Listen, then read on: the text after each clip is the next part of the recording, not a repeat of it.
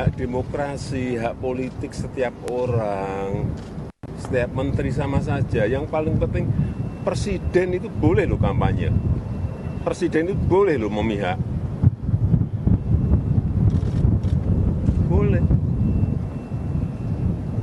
Tapi yang paling penting waktu kampanye tidak boleh menggunakan fasilitas negara. Boleh, Pak. Kita ini kan pejabat publik sekaligus pejabat politik. Masa gini nggak boleh berpolitik, nggak boleh.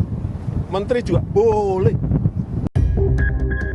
Demikian pernyataan Presiden Joko Widodo Rabu 24 Januari 2024 di Pangkalan TNI AU Halim, Jakarta. Dengan lugas dia menyatakan Presiden boleh berkampanye dan memihak di pemilu 2024. Pernyataan ini langsung memantik polemik. Kontestan Pilpres pun langsung merespons. Sebelumnya yang kami dengar adalah netral, mengayomi semua, memfasilitasi semua. Jadi kami serahkan aja kepada masyarakat Indonesia untuk mencerna dan menilai. Ya enggak apa-apa, kalau Presiden mengatakan begitu silakan aja. Anda mau ikut atau enggak, itu kan terserah. Tapi kalau menurut aturannya seperti apa, Prof? Aturannya, Prof. Etikanya gimana secara ketat? Enggak, nanti tanya ke apa namanya Biro Hukum Sekretaris Negara aja.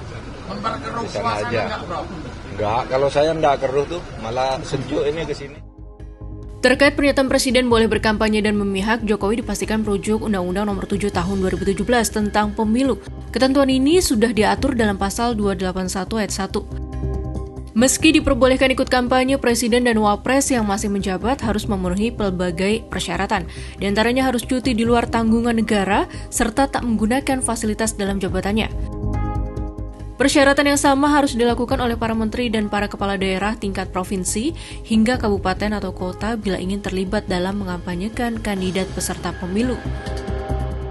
Kampanye pemilu yang mengikutsertakan presiden, wakil presiden, menteri, gubernur, wakil gubernur, bupati, wakil bupati, wali kota, dan wakil wali kota harus memenuhi ketentuan tidak menggunakan fasilitas dalam jabatannya kecuali fasilitas pengamanan bagi pejabat negara dan menjalani cuti di luar tanggungan negara, bunyi pasal 281 ayat 1.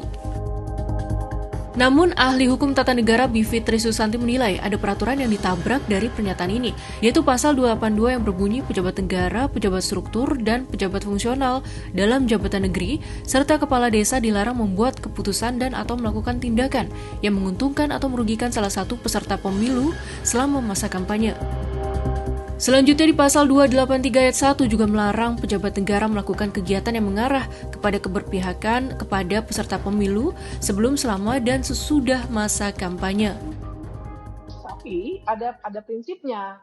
Pasal 280, 281, terus tadi ya 301, 307, itu prinsipnya sebenarnya Undang-Undang Pemilu mengandung prinsip bahwa nggak boleh ada cawe-cawe, apalagi dari presiden gitu. Itu kan logika dasar dalam berdemokrasi. Jadi kalau kita berdebat pasal, ya pasti akan ya boleh aja sih, tapi tetap hukum akan menang. Tapi buat saya ingat jadi juga, mengarah ke ada dugaan pelanggaran di sini ya, ada dugaan pelanggaran arahnya ke sana ya, Mbak Bivi ya.